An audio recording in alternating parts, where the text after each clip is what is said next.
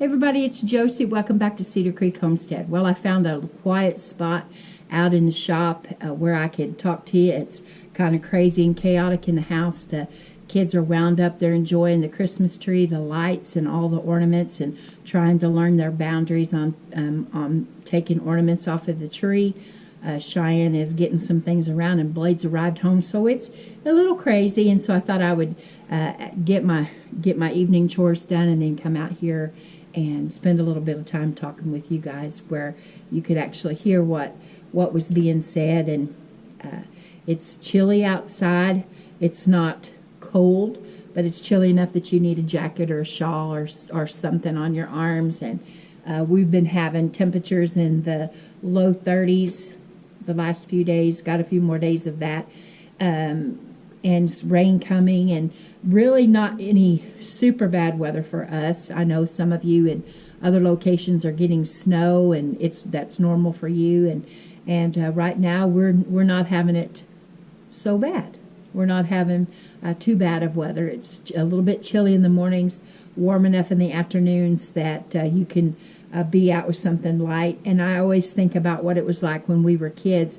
Now, we always lived in the country, and we had to ride the school bus home, and it wasn't just a quick trip. We weren't home within 15 minutes. It took a little while to get home after school. And so we did our best in the fall to get off the bus and get out and do all of our playing, because we knew it was going to get dark really quickly. And that's what this time of year reminds me of. The morning times, I'm good to go, but I'm having a little bit of trouble in the evenings, just simply because I'm thinking that it's 8 or 9 o'clock and it's just 7. And so I'm still working on that. Probably some of you are the same way with the time changes back and forth. I don't know which one I like better. I have reasons for each one, but regardless, I'm getting used to that, and we're enjoying. I get up early in the morning anyways, so the morning doesn't impact me as much as the evening time. So I read some articles, and I got a little chuckle out of it when I read those articles, and I thought that I would share these things with you tonight in the hopes that it would bring a little chuckle to you. I know that we're all stressed right now. It's just weeks until Christmas is actually at our door, and we're all preparing. We're all thinking of homemade gifts and homemade treats and all the things that we can do, and we'll be bringing some of those to you, some ideas for you to do to stretch your budget, to do something that doesn't cost a whole lot. We are making gifts for our people at our church, and for neighbors, and for friends. We'll be making homemade things this year, and we're just simply not going to be ashamed of that, and neither should you. Anytime you take your time and effort and to make something for someone else, whether it's children or adults, I think that's a wonderful thing. And if you're the recipient of homemade gifts, then my lands, you should be thankful for that as well. If someone took the time and the effort and the care and thinking about you to want to do something for you. Now, we've been getting some gifts in the mail here at Cedar Creek from some of you, and we want to say thank you so much for the gifts, calendars, and books, and just different little things that we appreciate so much. The cards, beautiful, beautiful Christmas cards, and we just want to take this time to say we are wishing you a Merry Christmas, and we know that we've got several weeks to go, but things are moving right along. And in here in our household as well, we have a baby coming. Supposed to be January the 15th is his due date, but because Cheyenne is having some trouble with her blood pressure, they're actually going to put her in the hospital for induction. She has to be in the hospital 8:30 on Christmas night. So we have some extra things that we're trying to do to get all of the things in place and ready to go and welcome little Tate into the family. So here we go. The article I read was entitled Boomer Skills You No Longer Need. So these are skills, these are things that you did or we did, our parents, our grandparents did, that those that are in the know today, or at least they say they're in the know, they say these are things that you no longer need. And I read this list, and some of the things on this list I was amazed at. Some of the things I shook my head. Some of the things I think that, actually most of the things on there I think are absolutely crazy. And I'll explain to it as we go down the list why I think these things are crazy. But I thought you might enjoy this, and you might find yourself in the place that I am. Most of the things on this list, or probably all the things on the list, are things that I still do. And if you find yourself in that same place, well, then I'm not considered a boomer. I'm the next group down. But anyway, I was taught by my parents that are in that age group, and I think it's wise counsel. So let me tell you some of the things that if you're a boomer, or if you practice these skills, these boomer skills, they are no longer needed in the eyes of somebody else. So one of the first things on their list is balancing a checkbook. Now, we know most people do online banking now, and you can instantly look and see what your balance is. You can look at your transactions. You can look at you can look at your loans. You can look at all of the things that you have business at the bank at. You can do that online. And so a lot of people aren't balancing their checkbooks anymore. They say that that's a skill for the old people. For those of us that grew up that way, it's no longer a necessary skill. I say I still want to know beyond a shadow of a doubt that things are good, that things are right. And I know that we trust that those that are smarter than us, or computers or whatever, is figuring all of this out, and it's not a necessary task for us anymore. We don't have to do that mundane math and all of the balancing and all of that. But I still think it's important to keep your eye on your money. The next thing that they say that is no longer necessary for us is the skill the boomers practice of staying married. They say that it is no longer something that you should consider the thing to do, staying married. If you have a problem, regardless of how big or how small, don't worry about it, walk away from it, or don't even bother getting married at all. Now, there are people that believe those things to be true, but I believe in the institution of marriage, and I believe that if all possible, to work and to save your marriage. Your marriage partner is important. I miss mine every day. He was my best friend, still my best friend, even though he's not here with me anymore. But I can't imagine them saying that staying married is a thing of the past.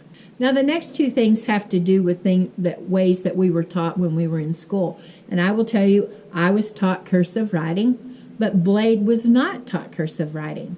Now, I'm not sure if they've went back to teaching children that, but there is a whole group of kids that do not know how to read cursive writing. You're still writing in cursive, and I do. When I write letters, most of the time, I write in cursive writing.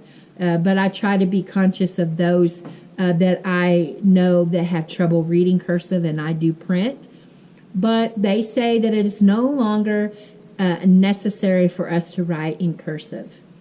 So the next things have to do with your with education, with what you learned in school, what we learned when we were in school, cursive writing, traditional grammar, all of the things that you had to learn when you were in your English class, because today a lot of people communicate mostly by text message or by their cell phones, and there's not really, they feel, the need to be able to speak or write correctly.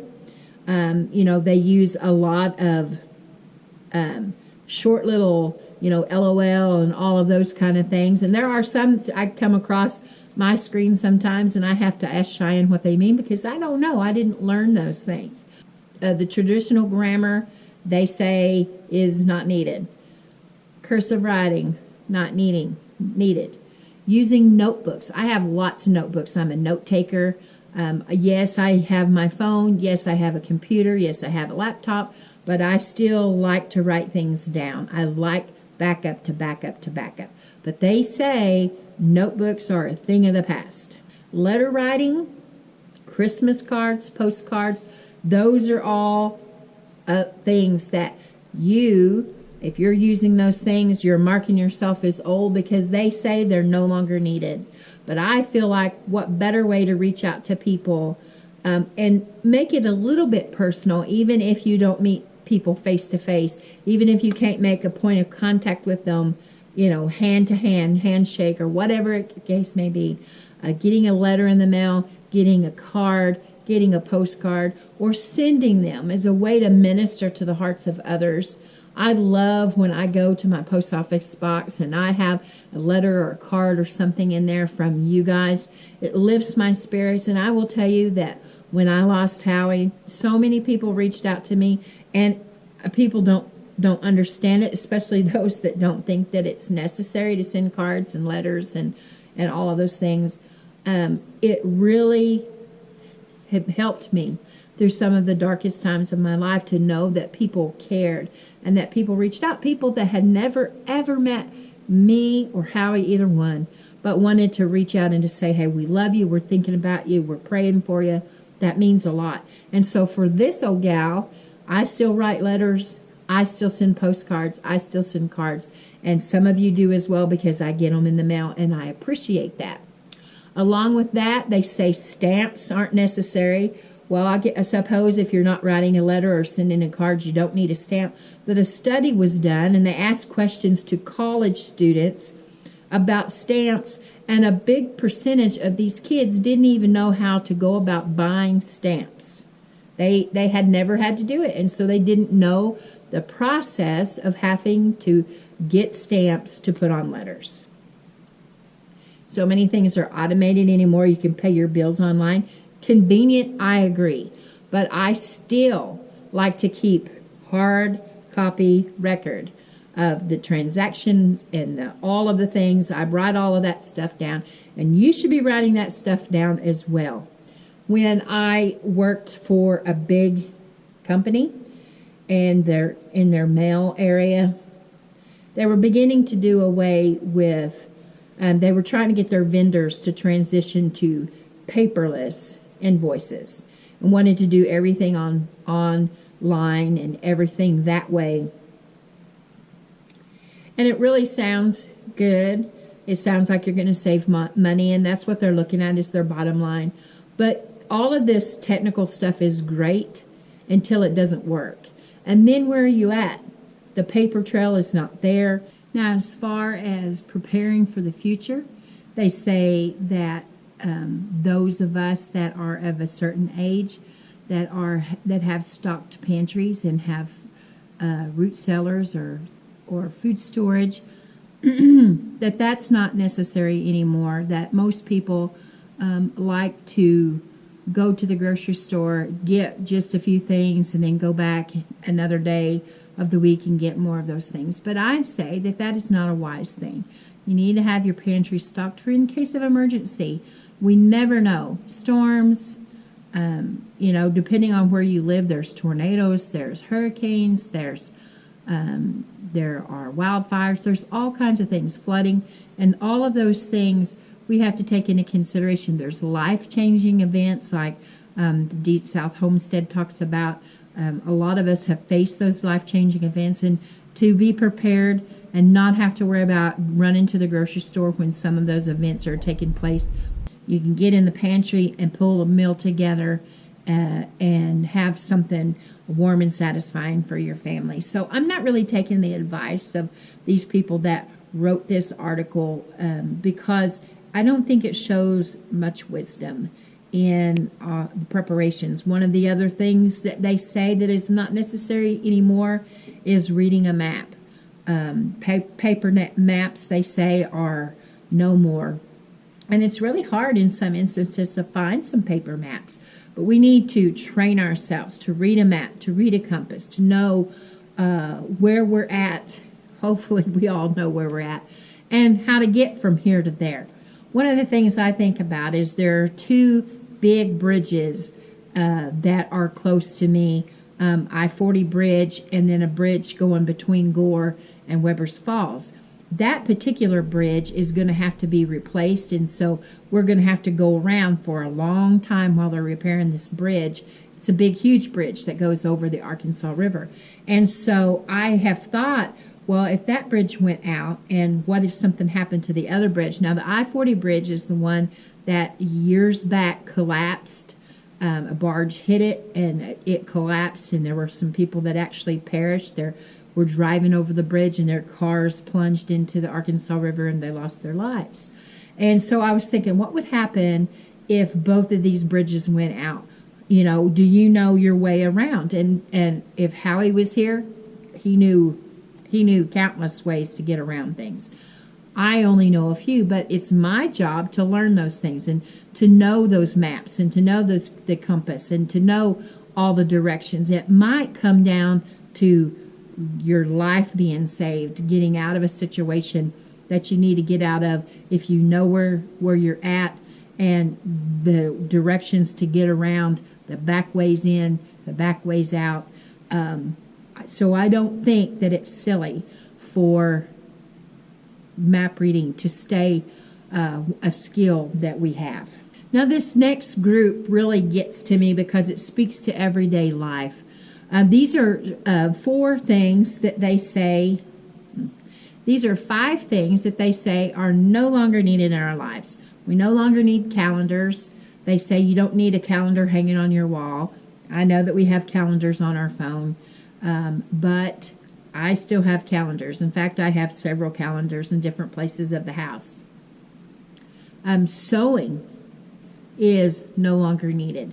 I suppose they mean that you would just get rid of your clothes and go buy something new. But what if the money wasn't there?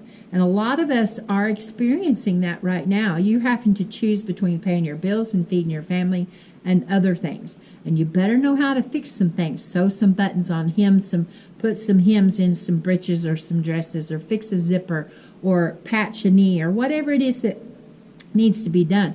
We better reconsider marking sewing off the list of skills that we don't need any longer. Setting an alarm. No longer do you have to set an alarm. Don't set your alarm clocks anymore. Well, I still set my alarm, get up at a certain time, and I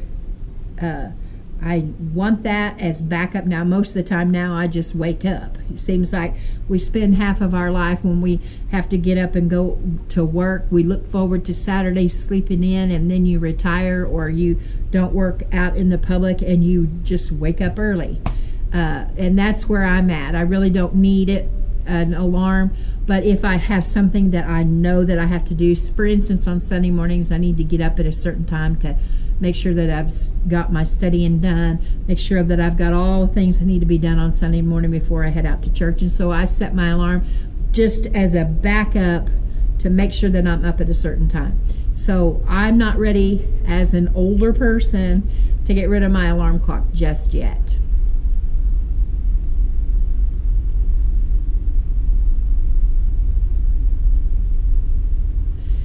The next one is opening cans and preparing food at home. And I'm thinking, how could you afford not to do these things? I'm guessing that on opening cans, they mean that they just make sure that they buy all the cans that have the little pull rings that they can open their cans. And there's a lot of items that are going to that. But I will tell you that if I can at all possible, if I'm buying something from the store, I try my best to buy the can that you have to open. If it's something that's going to be on my shelf for a while, because I feel like that solid that you have to open with a can opener is stronger and more reliable than them pull tops. That's just a personal preference for me. And then cooking from home, we should all take opportunity to brush up on our skills and learn how to cook from home, cook from scratch. You can have, I'm not saying don't have store-bought items. You guys that's been with me long enough know that I say, hey, you know, if you have to buy that, I'm not going to make anyone feel guilty, but we need to know how to pull things off the shelf and put together items that we can feed our families. Know those recipes. Practice those recipes. One thing that I need to practice is more outdoor cooking. Howie always grilled, Blade grills, and I'm not as good at that. But I know that I need to continue to grow those skills in my life. Learn how to make breads, learn how to do all of those things that bread making.